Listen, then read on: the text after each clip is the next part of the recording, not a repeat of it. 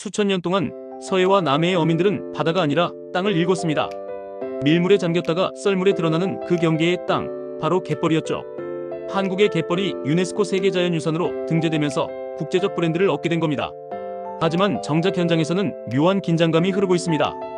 보존이라는 이름 아래 삶의 터전이 묶일지도 모른다는 불안. 과연 갯벌은 누구의 것일까요? 자연의 것일까요? 아니면 그 위에서 살아온 사람들의 것일까요? 세계가 인정한 한국의 갯벌.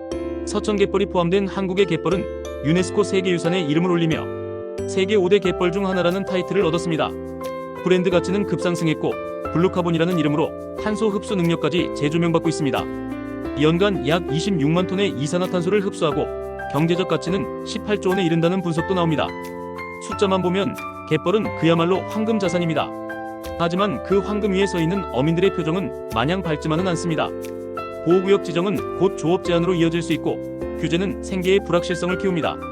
갯벌의 가치가 높아질수록 아이러니하게도 그 갯벌에 의존해 살아온 사람들의 불안도 함께 커지고 있는 겁니다. 보존과 생존이 정면으로 충돌하는 순간입니다. 사실 이 갈등은 하루아침에 시작된 게 아닙니다. 과거 대규모 간척 사업으로 서해안 갯벌 면적은 크게 줄어들었습니다. 산란장이 사라지자 어획량이 감소했고 어민들은 가장 먼저 그 변화를 체감했습니다. 개발의 논리는 빠르게 움직였지만 생태계는 그 속도를 따라가지 못했습니다. 그 결과는 수산자원 고갈이라는 현실로 돌아왔습니다. 그리고 이제는 반대로 보존의 논리가 또 다른 압박이 되고 있습니다. 방향만 달라졌을 뿐 현장은 여전히 선택의 기로에 서 있습니다. 갯벌은 단순한 진흙 땅이 아닙니다. 학술적으로는 조간대, 즉 육지와 바다를 잇는 완충지대입니다. 이곳에서는 세 가지 핵심 원리가 작동합니다. 첫째, 자연 정화 기능입니다. 갯벌 속 미생물과 폐류는 유기물을 분해해 오염 물질을 걸러냅니다. 하수 처리장 수십 개에 맞먹는 정화 능력을 자연이 스스로 수행하는 셈입니다. 둘째, 생물 다양성 유지입니다. 수많은 어패류의 산란장, 치어의 성장 공간, 그리고 철새들의 중간 기착지. 갯벌은 생명의 환승역입니다. 셋째, 블루카본. 퇴적층과 식생은 대기 중 이산화탄소를 흡수해 장기간 저장합니다. 기후위기 시대, 갯벌은 거대한 천연 탄소 금고입니다. 문제는 이 막대한 가치가 현장에서 체감되지 않는다는 데 있습니다. 블루카본의 가치가 아무리 높게 평가돼도 이를 관리하는 어촌 공동체에 돌아가는 보상은 미흡합니다. 정부는 보건사업에 예산을 투입하고 생태관광을 장려하지만 수익이 구조적으로 환원되는 시스템은 아직 충분하지 않습니다. 가치의 화폐화는 이루어졌지만 분배의 설계는 미완성인 셈입니다. 해외에서는 다른 길을 걷고 있습니다. 독일, 네덜란드, 덴마크가 공동 관리하는 와덴에는 보존과 관광 수익을 지역, 공동체에 환원하는 체계를 갖추고 있습니다. 삼국 협력 모델을 통해 어민은 단순한 이용자가 아니라 관리자로 참여합니다. 보존이 곧 소득으로 이어지는 구조입니다. 규제가 아니라 동반자 관계에 가깝습니다. 국내에서도 희망적인 사례는 있습니다. 전남 순천의 순천만 습지는 한때 개발 압력에 놓였지만 생태공원으로 전환되며 연간 수백만 명이 찾는 관광지로 자리 잡았습니다. 갯벌의 가치를 수산물 채취에만 두지 않고 교육, 체험, 관광 서비스로 확장한 결과였습니다. 자연을 지키는 일이 곧 지역 경제를 키우는 일이 된 것입니다.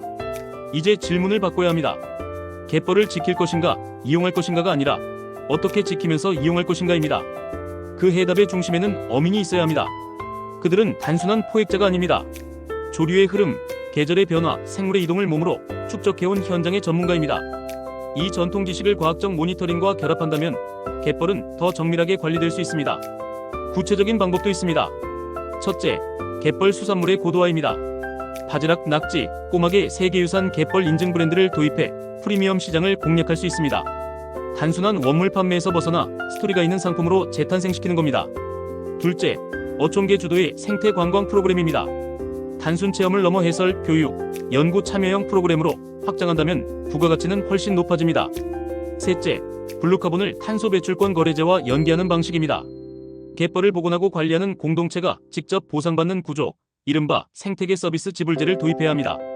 결국 갯벌은 선택의 문제가 아니라 설계의 문제입니다. 보존만을 외치면 현장은 반발하고 개발만을 밀어붙이면 미래가 사라집니다. 이제는 갯벌을 규제 대상이 아니라 생태 자산으로 바라봐야 합니다.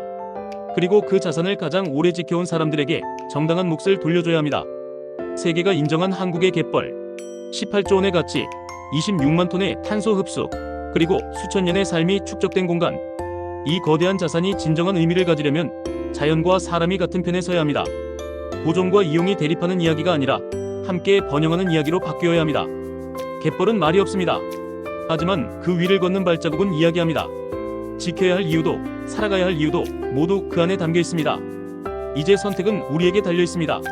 세계유산이라는 이름에 걸맞게 자연과 어민이 함께 웃을 수 있는 새로운 모델을 만들어낼 수 있을지 갯벌의 미래는 아직 열려 있습니다. 오늘도 함께 해주셔서 감사합니다. 다음에도 유익한 바다산업 이야기로 찾아뵙겠습니다.